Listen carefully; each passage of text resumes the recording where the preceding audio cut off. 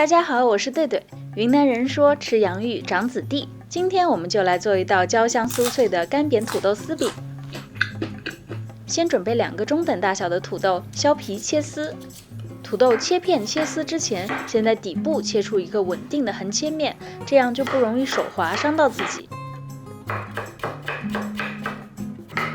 切好的土豆千万不要泡水，也不要加鸡蛋或者调味料，直接加入2汤匙土豆淀粉，拌拌匀，让每根土豆丝都沾有薄薄的一层淀粉就好。土豆本身的淀粉和额外加入的淀粉都能让成品更加的酥脆。热锅倒入能覆盖锅底的油，薄薄的铺上一层土豆丝。我今天准备的量可以做2个土豆丝饼。用锅铲稍微压一压，整整形。小火慢慢煎，等到底部微微焦黄，能够晃动起来，就翻个面继续煎。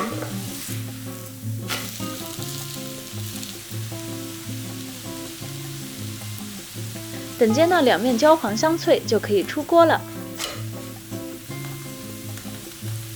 先把土豆丝饼放在一张厨房纸上，吸一吸多余的油，吃起来会更加清爽。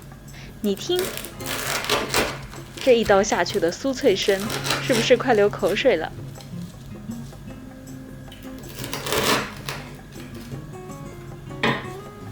趁热撒一点盐调味，我这里还用了味道非常复合的卡真辣椒粉调味，你可以用其他的辣椒粉，或者是做成孜然、椒盐等等口味。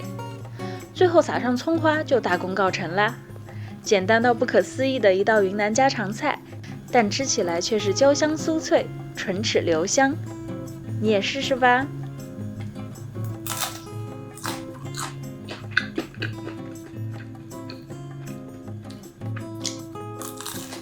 谢谢观看，还请点赞、订阅，一键3连。我是对对，我们下期再见。